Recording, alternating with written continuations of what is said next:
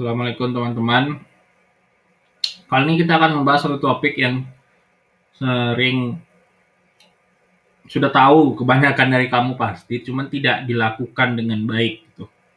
Jadi bagi kamu yang punya masalah hidup saat ini, terutama yang berat, yang nggak selesai-selesai, saya punya satu saran yang bisa membuat masalah kamu tuh lebih mudah diselesaikan, bahagia, dan emosi kamu akan lebih bahagia dan tenang. Nah, misalnya kalau kamu contoh masalah-masalah hidup yang berat nih misalnya ya, ini masalah hidup maksud saya yang berat-berat gitu, atau yang nggak selesai. Contohnya kamu pengangguran udah 3 tahun gitu, atau 2 tahun, kan itu cukup berat, terutama bagi kamu yang butuh uang gitu. Kalau nggak butuh uang mungkin beda cerita ya, kalau duitnya udah banyak. Cuman kalau butuh uang, justru pengangguran 3 tahun kan itu ribet kayak gitu. Punya masalah yang menurut saya cukup berat.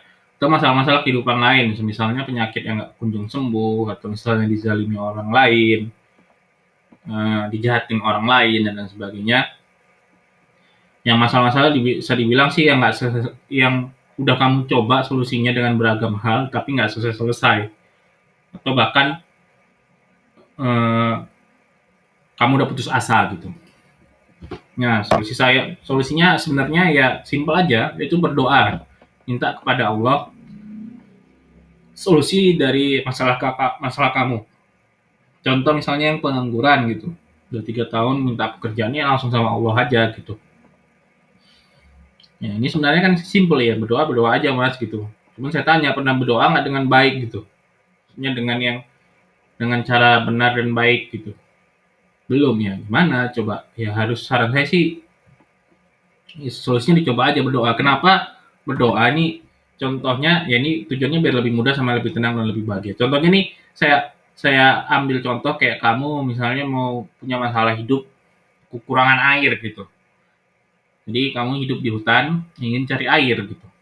Hutannya besar sekali, berapa hektar, puluh ribu hektar, airnya cuma ada di sini gitu. Nah, kamu masuk ke hutan, kamu udah coba nih segala arah kemana-mana aja, terus nggak ada menemu gitu. Belum mengerti, nggak ada secercak harapan gitu, di mana air itu berada. Nah, kalau misalnya kamu, dan nggak ada pula orang yang bisa bantu. Nah, kenapa ya? Karena hutan ini nggak ada yang mengerti gitu. Mengerti atau misalnya eh, nggak ada yang mau bantu kamu secara tulus gitu. Nah, saran saya sih ya berdoa gitu. Sama kan misalnya kayak kamu pengangguran udah 3 tahun nih masuk ke hutan. Masuk ke hutan, nggak ada yang mau bantu kamu lagi. Kamu udah coba segala hal, terus tuh kamu udah belajar banyak hal, cuman nggak dapat kerja juga yang baik. Nah, akhirnya ya gimana solusinya kalau udah kayak gini? Solusinya ya minta sama Tuhan biar dibimbing. Kalau Tuhan, kenapa ke Tuhan? Karena Tuhan tahu semuanya gitu. Ya segampang kayak kamu mencari air aja ya bisa, cuman dibimbing. Kalau Tuhan mau dikasih pun airnya langsung ke tempat kamu baru masuk hutan bisa gitu. Tapi kenapa nggak dilakukan ya? Itulah saya juga bertanya, kebanyakan manusia tidak berdoa untuk terutama untuk masalah besar dia gitu. Kenapa kayak gitu? Kalau misalnya tadi kamu bilang saya belum coba, ya mungkin beda cerita ya kayak gitu. Tapi kalau kamu udah coba bertahun-tahun belum dapat solusinya, udah tanya ke manusia, ke sana sini, habis itu makin banyak masalah kamu, solusinya ya minta ke Tuhan gitu.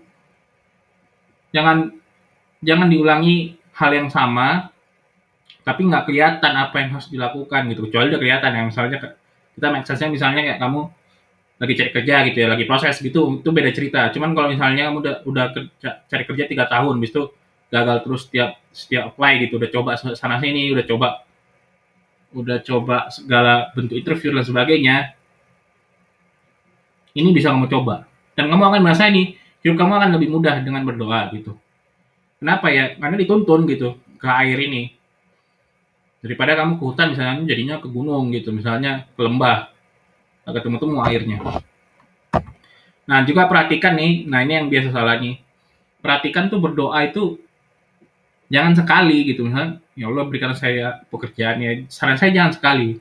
Kenapa gitu ya? Karena dari hadis kan juga gitu, berdoa itu sampai kamu dapat jawaban yang kamu mengerti atau dikabulkan gitu. Jadi ya dalam sekali misalnya setiap sholat kamu berdoa, atau misalnya setiap kamu kepikiran masalah itu berdoa gitu.